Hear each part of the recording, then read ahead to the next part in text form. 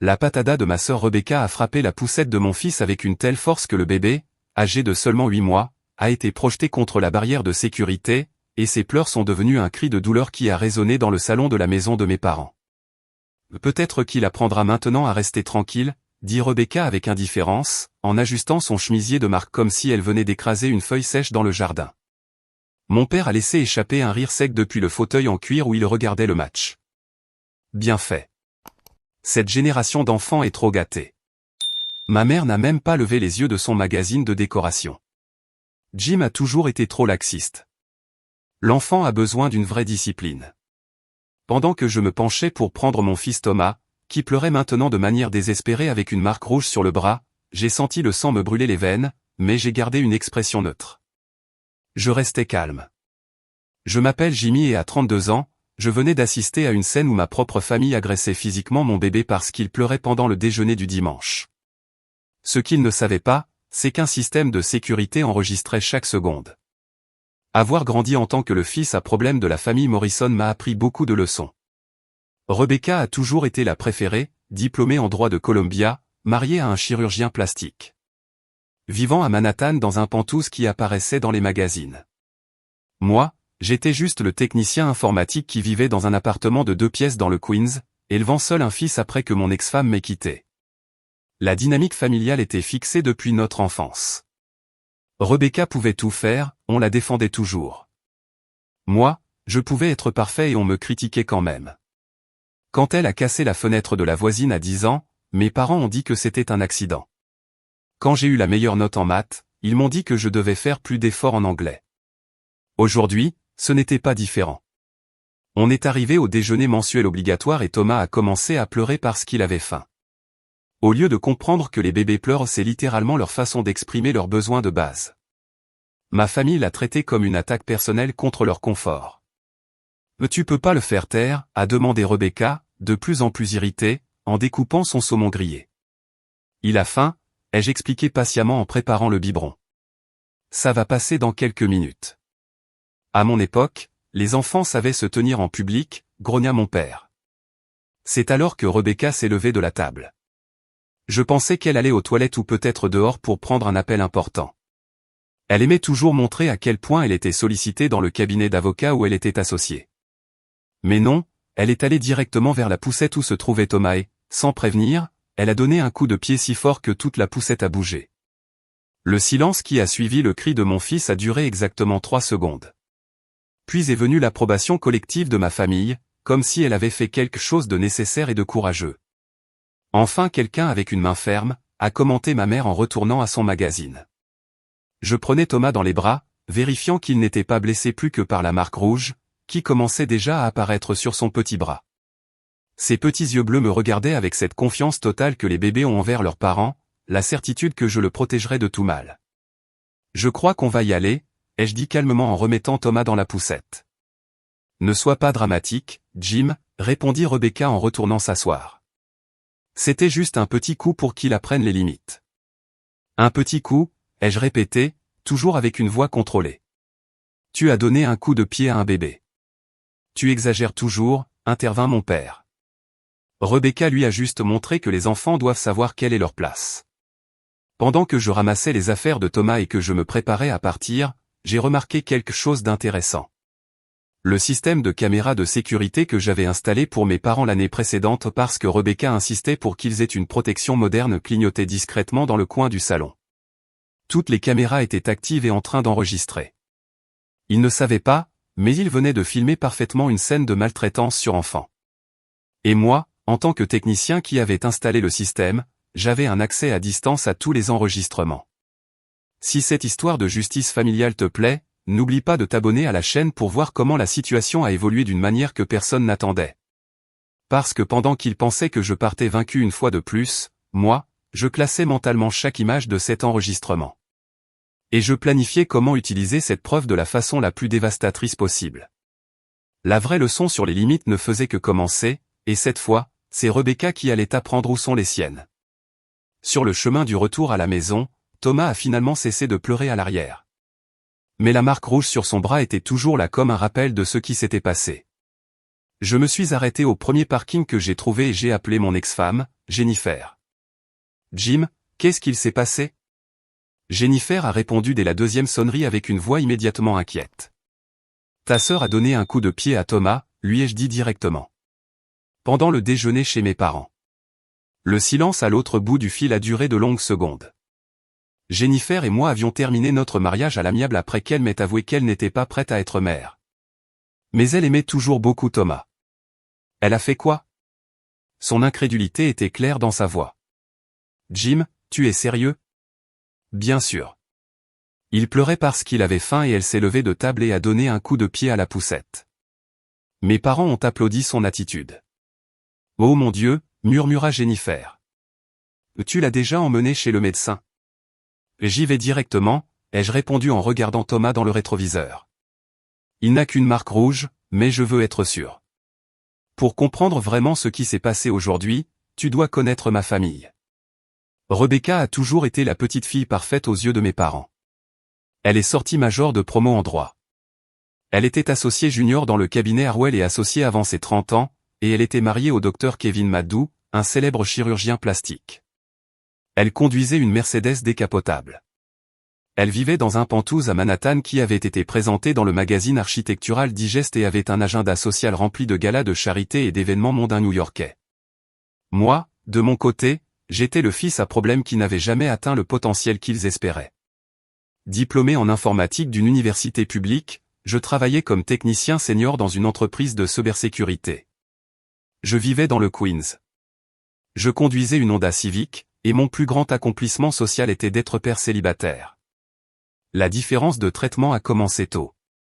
Quand Rebecca a cassé l'ordinateur de la voisine à 12 ans, mes parents en ont acheté un nouveau et ont dit que les accidents arrivaient. Quand j'ai eu la meilleure note à l'examen d'entrée du MIT, ils ont dit qu'une hirondelle ne fait pas le printemps et que je devais prouver ma régularité. Rebecca pouvait rentrer à 3 heures du matin à 16 ans, et on lui disait juste « Fais attention ma chérie ». Moi, si je rentrais 10 minutes après le couvre-feu, on me retirait mon argent de poche du mois. La différence de traitement s'est encore aggravée à la naissance de Thomas. Rebecca, qui n'avait toujours pas d'enfant après 6 ans de mariage, critiquait sans arrêt mes choix de père. Tu ne crois pas que tu es trop laxiste? Les enfants ont besoin de structure, Jim. À mon époque, les bébés ne dictaient pas l'agenda de la famille.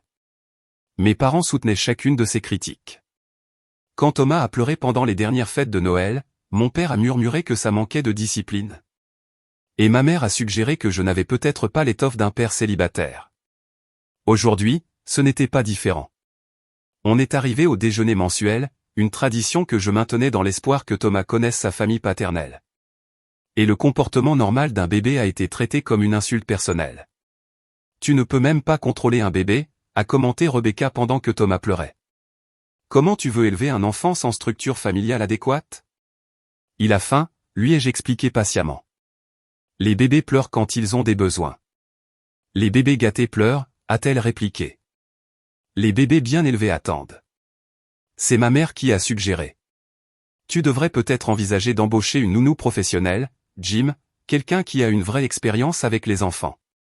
Ce qu'il ne savait pas, et que je n'ai jamais mentionné, c'est que Thomas était un bébé exceptionnellement calme pour son âge. Notre pédiatre, le docteur Harrison, faisait souvent l'éloge de son tempérament paisible et de son bon développement. Mais chez mes parents, chaque son que faisait Thomas était perçu comme un dérangement exagéré. Ils considéraient sa présence comme une gêne tolérée, pas comme la visite de leur unique petit-fils. La situation a atteint un point critique quand Rebecca s'est levée de la table. Je pensais qu'elle allait aux toilettes ou répondre à un appel. Elle faisait toujours des efforts pour montrer à quel point son travail était important.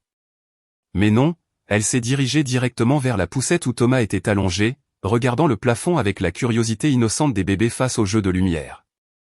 Le coup de pied fut volontaire, calculé, assez fort pour déplacer la poussette et faire cogner Thomas contre la barre de sécurité. « Voilà », dit-elle en se tournant vers moi avec satisfaction. « Maintenant, il a une vraie raison de pleurer. » Mon père applaudit lentement. Enfin quelqu'un avec de l'autorité. Ma mère ne leva même pas les yeux de son magazine. Les enfants doivent apprendre les limites dès le plus jeune âge. Jim, tu devrais remercier ta sœur. En conduisant vers l'hôpital, je me suis souvenu d'une conversation que j'avais eue avec Jennifer quelques mois plus tôt. Elle m'avait demandé pourquoi j'insistais pour amener Thomas à ses repas familiaux, alors que j'en revenais toujours frustré. Il mérite de connaître sa famille, lui avais-je répondu, même si elle est compliquée. La famille, ce n'est pas ceux qui partagent ton sang, avait dit Jennifer. La famille, c'est ceux qui te protègent, te soutiennent et t'aiment sans condition. D'après ce que tu me racontes, ces gens font tout le contraire. Maintenant, en regardant mon fils de 8 mois sur le siège arrière, avec une marque rouge sur le bras juste parce qu'il avait pleuré parce qu'il avait faim, je comprenais enfin ce que Jennifer voulait dire. Mais ce que ma famille ne savait pas, c'est que je n'étais plus le garçon timide qui acceptait en silence leurs critiques et leurs mépris. J'étais maintenant père, et les pères protègent leurs enfants. Ils ne savaient pas non plus que le système de sécurité que j'avais installé chez eux enregistrait tout en haute définition, avec un son clair, et que j'avais accès à toutes les vidéos à distance. Ce qui s'était passé aujourd'hui n'était pas une simple correction comme ils le pensaient, c'était une agression sur un enfant, documentée. Et j'étais déjà en train de planifier comment utiliser cette preuve pour que plus jamais personne ne puisse faire du mal à mon fils. La vraie leçon sur les limites ne faisait que commencer, et cette fois, ce seraient Rebecca et mes parents qui allaient apprendre les conséquences de leurs actes. À l'hôpital, le docteur Martinez examina Thomas avec soin pendant que je lui expliquais ce qui s'était passé. La marque rouge sur son petit bras était encore visible, et Thomas pleurait chaque fois que quelqu'un s'approchait trop vite. Heureusement, il n'y a pas de fracture ni de lésion interne, dit le docteur Martinez en réajustant ses lunettes. Mais cette marque correspond à un traumatisme par choc. Je dois le noter dans le dossier. Le noter ? Demandai-je, même si je connaissais déjà la réponse. C'est le protocole de l'hôpital en cas de suspicion de maltraitance. Je vais devoir prévenir les services sociaux. 2 heures plus tard, j'étais interrogé par l'assistante sociale Karen Phillips, une femme d'une 40aine d'années, au regard gentil mais ferme. Monsieur Morrison, je comprends que c'est un membre de votre famille qui a causé cette blessure, demanda-t-elle en prenant des notes. Ma sœur a donné un coup de pied à la poussette parce que Thomas pleurait pendant le repas. Mes parents ont applaudi son geste. Karen s'arrêta d'écrire et me regarda droit dans les yeux. Ils ont applaudi ? Ils ont dit que c'était une mesure disciplinaire nécessaire, que les bébés devaient apprendre les limites. Les bébés de 8 mois n'ont pas la capacité mentale de comprendre la discipline, répondit-elle en recommençant à écrire. C'est une base en développement infantile. Quand nous sommes rentrés à la maison, mon téléphone était inondé de messages. Rebecca avait appris que j'étais allé à l'hôpital. T'es pathétique, Jim. Amener un bébé à l'hôpital pour une petite punition ? T'as toujours été dramatique. Mon père fut plus direct. Tu fais honte à cette famille. Arrête immédiatement cette comédie. Ma mère choisit la manipulation émotionnelle. Ton pauvre père a des palpitations à cause de ton comportement. Tu veux tuer ton propre père ? J'ai bloqué tous leurs numéros et j'ai appelé Jennifer. Comment il va ? Demanda-t-elle tout de suite. Physiquement, il va bien. Émotionnellement, il va avoir besoin de temps, ai-je répondu en regardant Thomas dormir, agité, dans son berceau. Jim, tu dois protéger notre fils. Cette famille est toxique. Je sais. Et je vais le faire. Tu comptes faire quoi ? Je lui ai expliqué pour les enregistrements de sécurité. Jennifer resta silencieuse un long moment. Tu as tout enregistré ? Le coup de pied ? Les commentaires ? Chaque seconde ? Vidéo et son en haute définition. Mon Dieu, Jim. C'est une preuve criminelle. Le lendemain matin, pendant que Thomas jouait sur le tapis du salon, j'ai reçu un appel inattendu. C'était Kevin, le mari de Rebecca. Jim, il faut que je te parle en personne. À propos de quoi ? De ce qui s'est passé hier, et d'autres choses que tu dois savoir. On s'est retrouvés dans un café au centre-ville. Kevin avait l'air épuisé, avec des cernes profondes et les mains légèrement tremblantes. Elle m'a raconté sa version des faits, commença Kevin. Elle a dit que tu exagérais, que c'était juste un petit coup pour calmer le bébé. Kevin, elle a donné un coup de pied à la poussette de mon fils. Il s'est cogné contre la barre et a eu un bleu. Kevin ferma les yeux. Je sais. Je te crois. Pourquoi ? Parce qu'elle m'a déjà fait des choses similaires. Pas physiquement, mais... Il fit une pause, cherchant ses mots. Quand on n'est pas d'accord, elle fait des crises. Elle casse des objets. La semaine dernière, elle a lancé un vase contre le mur parce que j'avais oublié de confirmer un dîner avec ses associés. Un morceau du puzzle se mit en place dans mon esprit. Depuis combien de temps ça dure? Depuis notre mariage, mais c'est pire depuis qu'elle est devenue associée. Le pouvoir lui est monté à la tête. Pourquoi tu me racontes tout ça? Kevin me regarda droit dans les yeux. Parce que quand j'ai vu les photos du bras de Thomas que ton ex a posté sur Facebook, j'ai su que je devais agir. Un enfant ne mérite pas ça. Elle a vu les photos? Oui. Elle est devenue folle de rage. Elle a dit qu'on l'accusait à tort, qu'elle allait porter plainte pour diffamation. À ce moment-là, ma décision était prise. Il ne s'agissait plus seulement de protéger Thomas. Il s'agissait d'empêcher Rebecca de faire du mal à d'autres. Kevin, est-ce que tu serais prêt à témoigner sur son comportement? Témoigner où? Si besoin, devant un tribunal ou devant d'autres personnes qui doivent savoir qui elle est vraiment. Kevin hésita à peine une seconde. Oui. Oui, je le ferai. Ce soir-là, après avoir couché Thomas, je me suis assis devant mon ordinateur et j'ai accédé au système de sécurité de la maison de mes parents. Toutes les vidéos étaient là, triées par date et heure. J'ai téléchargé l'enregistrement du dimanche précédent. 5 heures de vidéo, incluant notre arrivée, le déjeuner et l'incident. J'ai tout revu. La qualité de l'image était parfaite. Le son captait chaque mot. Le regard de plaisir sur le visage de Rebecca après avoir donné le coup de pied à la poussette. Le rire cruel de mes parents. Les pleurs désespérés de Thomas. Mais il y avait aussi quelque chose que je n'avais pas remarqué. Au moment où Rebecca se lève de la table, elle regarde directement une des caméras et sourit. Elle savait qu'elle était filmée. Elle voulait que ce soit enregistré. Cette prise de conscience a tout changé. Ce n'était pas un accès de colère. C'était calculé, prémédité. Elle voulait que je voie ça. Elle voulait que je me sente impuissant face au système familial qui l'avait toujours protégé. J'ai appelé mon cousin Paul, journaliste d'investigation au New York Times. Paul, j'ai besoin de ton aide professionnelle. Qu'est-ce qu'il s'est passé, Jim? Je lui ai tout raconté. Je lui ai envoyé une copie montée de la vidéo par email sécurisé. Mon Dieu, Jim. C'est une agression sur un enfant, filmé. Je sais, mais je veux que ça ait un maximum d'impact. Je ne veux pas juste qu'elle ait des conséquences juridiques. Je veux que tout le monde sache qui elle est vraiment. Tu es sûr de toi? Une fois que ce sera public, tu ne pourras plus revenir en arrière. J'ai regardé la chambre où dormait Thomas, toujours agité malgré son sommeil. Absolument sûr. Alors faisons-le bien. Il me faudra plus d'infos sur sa carrière, ses contacts professionnels, les organisations dans lesquelles elle a l'enregistrement pour toi. Il y eut un silence à l'autre bout du fil. Je passai les 2 heures suivantes à rassembler tout ce que je savais sur la vie publique de Rebecca, ses affaires les plus célèbres au cabinet d'avocats, ses connexions politiques, sa participation à des conseils d'organisations caritatives.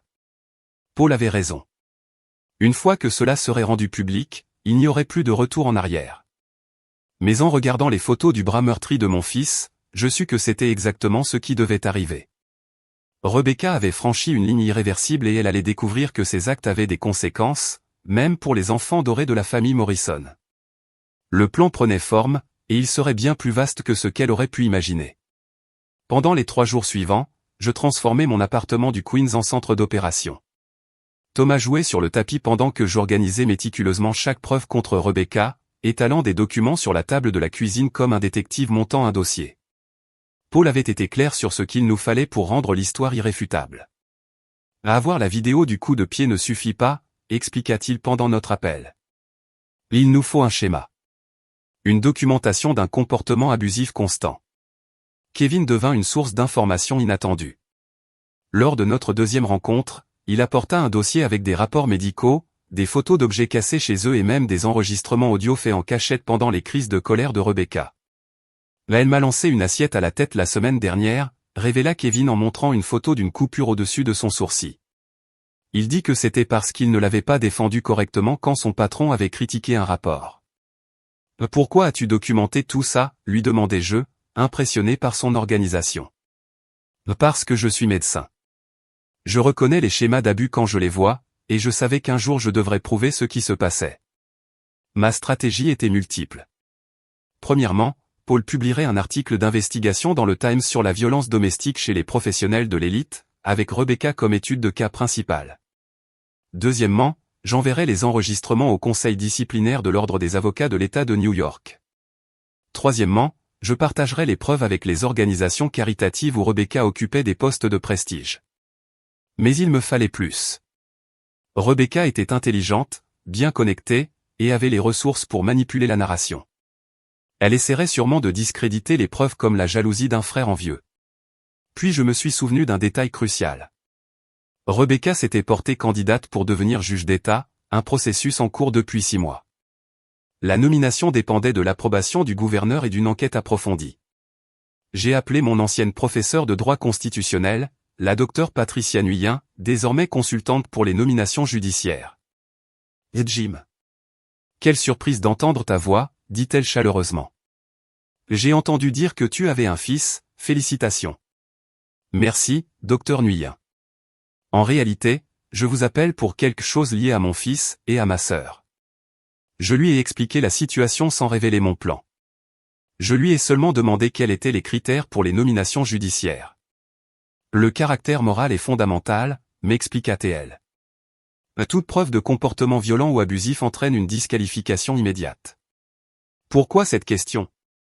Une curiosité académique, mentis-je. Merci pour l'info. Le troisième élément de ma stratégie vint d'une source inattendue. Thomas jouait au parc quand j'ai croisé Sandra, la mère d'un des enfants de la crèche. Vous êtes le frère de Rebecca Morrison, me demanda-t-elle en reconnaissant mon nom. Oui, pourquoi? Elle a été l'avocate de mon ex-belle-sœur dans une affaire de garde d'enfants. Elle a été totalement anti-éthique, elle a fabriqué des preuves, intimidé des témoins. À cause d'elle, mon ex-belle-sœur a perdu la garde de ses enfants. Tu as des preuves? Bien sûr, j'ai tout gardé, en espérant qu'un jour je puisse agir. Sandra devint ma quatrième source. Sa documentation comprenait des emails où Rebecca violait clairement les règles déontologiques de sa profession, manipulation de témoins, falsification de preuves. Pendant que je montais mon dossier, Rebecca menait sa vie comme si rien ne s'était passé. Elle croyait que l'affaire Thomas avait été oubliée. Elle postait même sur Facebook sur « l'importance de la discipline infantile dans la société moderne ». Kevin m'envoya les captures d'écran. Elle n'a aucune idée de ce qui l'attend, me dit-il. Mes parents tentèrent plusieurs fois de me contacter, oscillant entre menaces et supplications. Ma mère me laissa un message en pleurant. « Tu détruis cette famille pour un malentendu, Jim. » Rebecca voulait juste aider à éduquer Thomas. Mon père fut plus direct. « Arrête immédiatement cette idiotie ou je te déshérite. » Définitivement. Je n'ai répondu à aucun message. J'étais trop occupé à organiser la chute de Rebecca. Paul m'aidait à établir une chronologie parfaite. Et il faut coordonner chaque révélation, expliqua-t-il. D'abord, l'article dans le Times pour établir le schéma. 24 heures plus tard, les preuves seraient envoyées au conseil disciplinaire. 48 heures plus tard, au comité de nomination judiciaire. 72 heures après, toutes les organisations caritatives recevraient leur copie. Pourquoi cette séquence? Demandai-je. Parce que chaque étape renforcera la précédente. Une fois le dernier domino tombé, elle ne pourra plus reprendre le contrôle du récit. Durant cette semaine de préparation, je remarquai un changement chez Thomas. Il était moins anxieux, dormait mieux. Le docteur Harrison, notre pédiatre, confirma que la marque rouge avait disparu, mais recommanda d'éviter les environnements stressants. Les bébés sont plus résistants qu'on ne le pense, dit-il, mais aussi plus sensibles aux tensions. Gardez-le dans des endroits sûrs et remplis d'amour. Cela ne fit que renforcer ma détermination. Thomas ne serait plus jamais exposé à Rebecca, ni à personne dans la famille qui tolère les abus sur enfants. La dernière pièce du puzzle arriva quand Kevin m'appela un jeudi soir. « Jim, tu dois savoir. Rebecca prévoit de te poursuivre pour diffamation. Elle a engagé un détective privé pour trouver des choses compromettantes sur toi. » Et qu'est-ce qu'il va trouver? Demandai-je sincèrement curieux. Rien d'important. Tu paies tes factures, tu prends soin de Thomas, tu n'as pas de casier. Mais elle est désespérée de trouver quelque chose à utiliser contre toi. Parfait, ai-je répondu, surprenant Kevin. Parfait? Oui. Parce que ça prouve qu'elle se sent vulnérable. Les gens sur 2 ne paient pas des détectives privés. Si tu suis ce parcours d'un père qui protège son fils, n'oublie pas de t'abonner à la chaîne pour voir comment cette stratégie, préparée dans les moindres détails, s'est déroulée. La veille de l'exécution du plan, je vérifiais chaque élément une dernière fois. Je ne trouvais aucun défaut, juste une certitude absolue, après l'aube du jour suivant, il n'y aurait plus de retour possible. Rebecca avait frappé mon fils en pensant qu'elle s'en sortirait, protégée par ce système familial qui l'avait toujours couverte. Mais les systèmes peuvent être piratés. Et j'étais, après tout, un expert en système.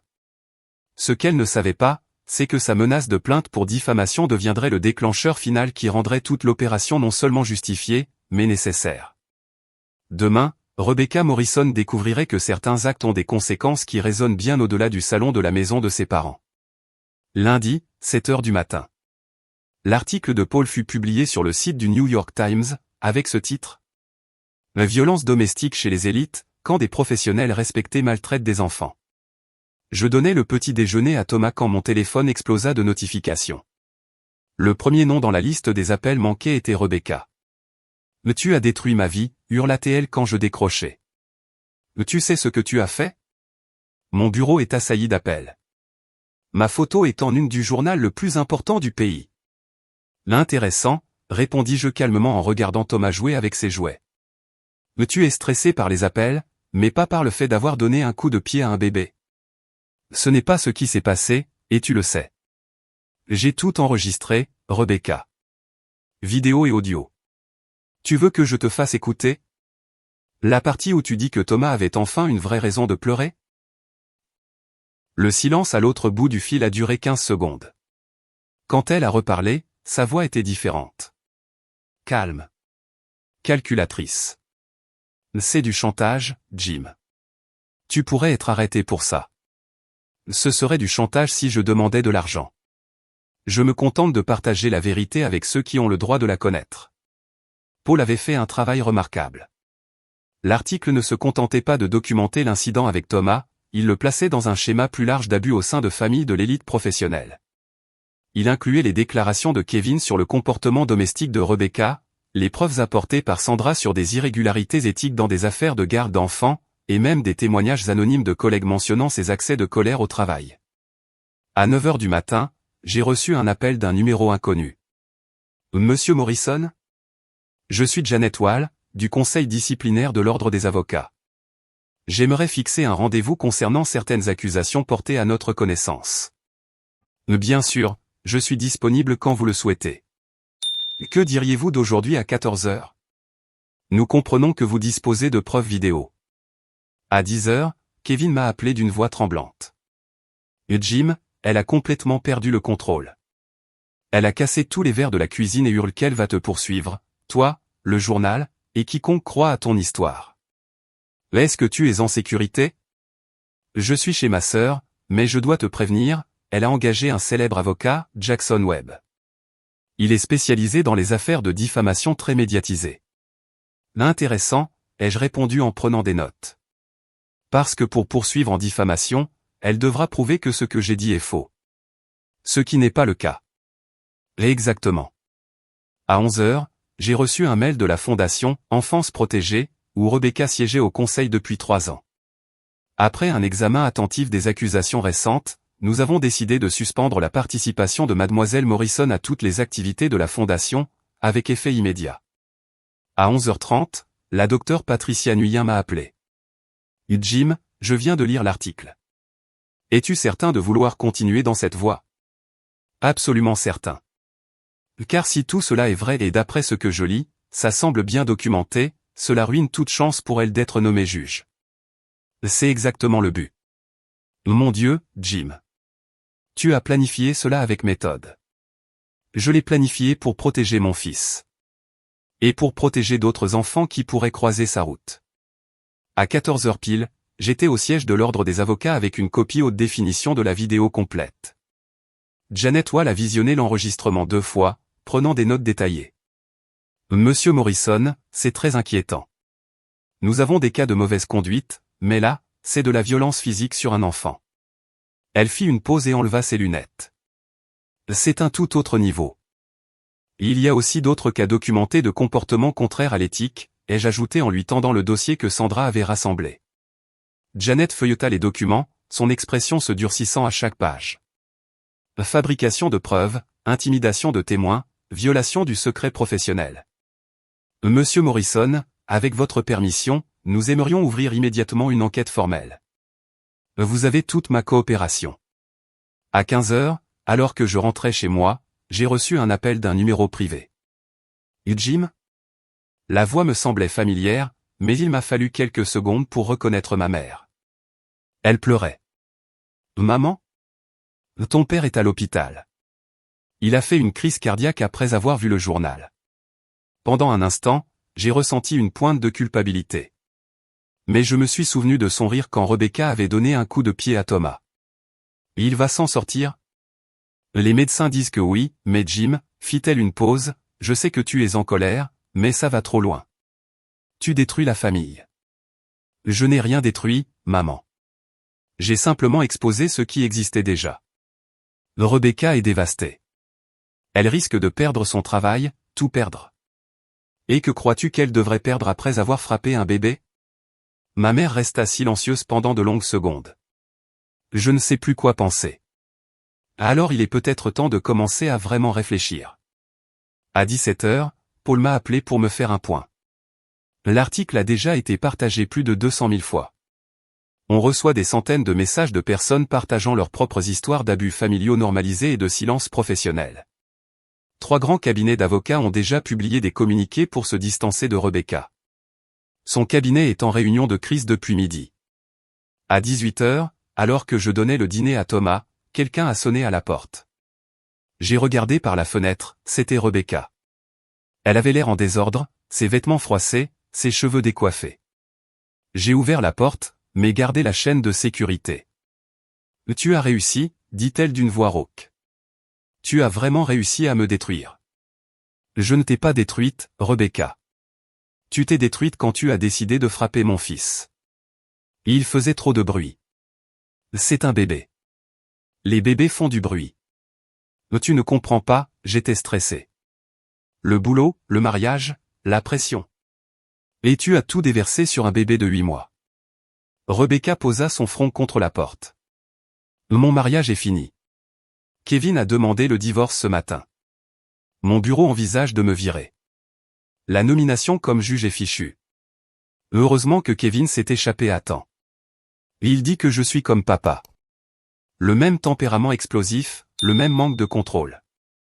Il a raison. Je peux changer, dit-elle en me regardant à travers l'ouverture. Je peux aller en thérapie, me faire aider. Mais arrête, je t'en supplie. Je ne peux pas arrêter ce que je ne contrôle plus. La vérité a sa propre vie, maintenant. S'il te plaît, Jim. Je suis ta sœur. Les sœurs ne frappent pas les bébés de leurs frères. Thomas se mit à pleurer derrière moi. Rebecca fit un mouvement instinctif vers le son. Je claquai la porte, bloquant complètement l'accès. Tu ne t'approcheras plus jamais de mon fils. Jamais. Rebecca recula, enfin en larmes. Je ne voulais pas qu'on en arrive là. Alors tu n'aurais pas dû frapper un enfant. Je fermai la porte et verrouillai tous les loquets. Par la fenêtre, je la vis rester figée sur le trottoir pendant près de 10 minutes avant de monter dans sa voiture et partir. À 20 heures, j'ai reçu un email du cabinet Harwell et Associates. Rebecca avait été placée en congé administratif à durée indéterminée, en attente d'une enquête interne. À 21 heures, Kevin m'appela. Jim, elle dit qu'elle veut se suicider, qu'elle n'a plus rien pour quoi vivre. Tu crois qu'elle est sérieuse? Je ne sais pas. Mais je te remercie de me prévenir. Tu as eu raison de divorcer. Ne la laisse pas t'aspirer à nouveau avec des menaces émotionnelles. Je sais. Sois juste prudent, Jim. D'accord. Les gens désespérés font des choses imprévisibles. Cette nuit-là, après avoir couché Thomas, je me suis assis dans le salon et j'ai repensé à tout ce qui s'était passé en une seule journée. L'article du New York Times avait été partagé plus de 300 000 fois. La vidéo de l'agression, floutée pour protéger l'identité de Thomas, servait maintenant à alimenter le débat national sur la maltraitance infantile. Rebecca avait perdu son siège au conseil d'administration de la fondation caritative. Elle était suspendue de son travail. Son mariage était terminé. Sa candidature à la magistrature avait été retirée. Mais plus important que tout, Thomas était en sécurité. Et d'autres enfants seraient également à l'abri de Rebecca à l'avenir. En consultant les dernières notifications du jour, un message attira mon attention. Il venait d'une femme nommée Patricia Santos. Monsieur Morrison, je suis journaliste d'investigation pour CNN. J'aimerais vous parler de la possibilité d'une interview télévisée. Nous pensons que votre histoire peut aider d'autres familles confrontées à des situations similaires. J'ai souri pour la première fois depuis des semaines. La vraie transformation ne faisait que commencer. Rebecca pensait que donner un coup de pied à mon fils était la fin de l'histoire. En réalité, ce n'était que le début d'un nouveau récit. Un récit où les enfants sont protégés. Et où les agresseurs font enfin face à de vraies conséquences. Grand et lumineux, que j'ai pu m'offrir grâce à ma promotion, quand j'ai reçu l'appel final de Paul. Jim, c'est terminé. Le conseil disciplinaire a définitivement révoqué la licence de Rebecca pour exercer le droit dans l'État de New York. Thomas était assis dans son petit fauteuil, applaudissant joyeusement en mangeant ses fruits. Il n'était plus ce bébé anxieux qui pleurait à la moindre voix masculine forte. Et le procès pénal ? Demandai-je en le regardant jouer, sans peur. Elle a accepté un accord. 200 heures de service communautaire. Thérapie obligatoire pour gérer sa colère. Interdiction de travailler avec des enfants pendant les 5 prochaines années. Kevin était devenu un allié inattendu après le divorce. Il m'avait appelé la semaine précédente avec une nouvelle surprenante. Jim, elle suit un vrai traitement. Je ne sais pas si c'est sincère ou juste pour impressionner le juge. Mais pour la première fois depuis des années, elle a admis qu'elle avait un problème. Ça n'efface pas ce qu'elle a fait à Thomas, ai-je répondu. Non, ça ne l'efface pas. Mais peut-être que ça évitera que d'autres enfants subissent la même chose. L'interview à CNN avait été diffusée 3 mois auparavant. Patricia Santos avait fait un travail remarquable, en se concentrant non seulement sur notre histoire, mais aussi sur le schéma plus large d'abus normalisés dans les familles dysfonctionnelles. L'impact avait été énorme. J'avais reçu des centaines de messages de parents partageant des expériences similaires. Beaucoup avaient trouvé le courage d'affronter les membres de leur famille qui avaient banalisé la violence envers les enfants. Mes parents ne se sont jamais excusés directement. Mais ma mère avait commencé à venir me voir chaque semaine. Elle observait Thomas avec une expression que je ne lui avais jamais vue. Un mélange de regret et de tendresse. Je ne m'en rendais pas compte à l'époque, m'a-t-elle dit un jour en le regardant empiler des blocs colorés.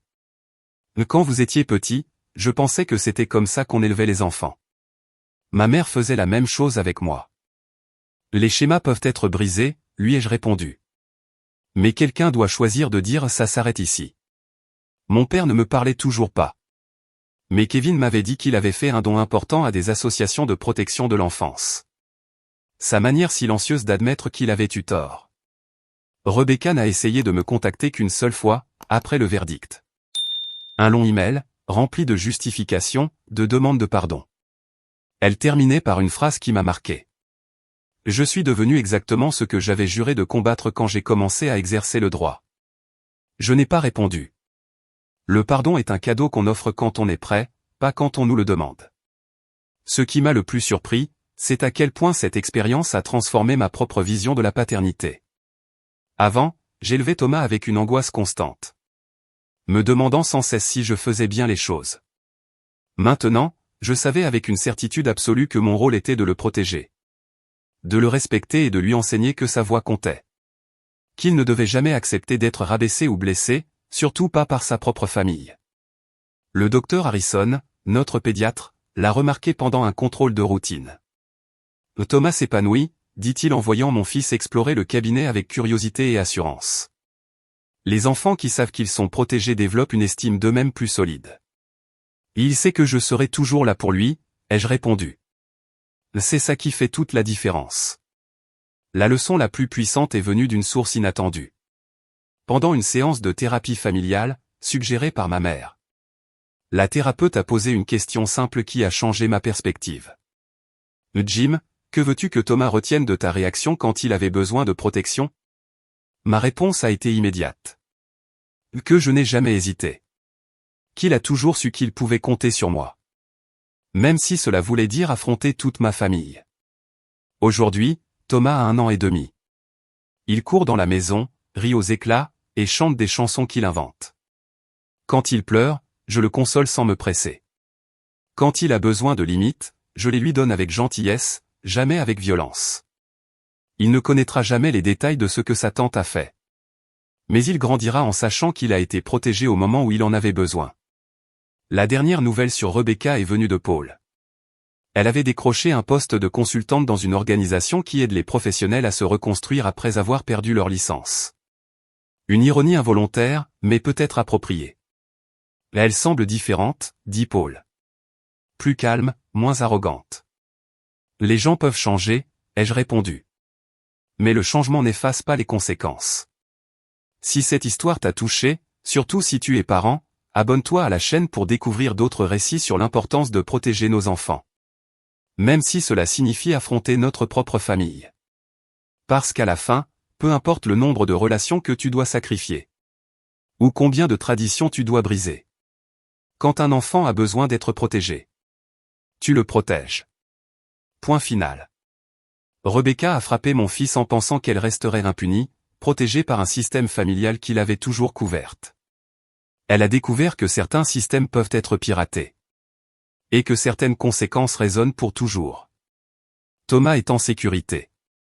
Il est confiant, et il grandit dans une maison où sa voix est célébrée, pas réduite au silence. Et moi?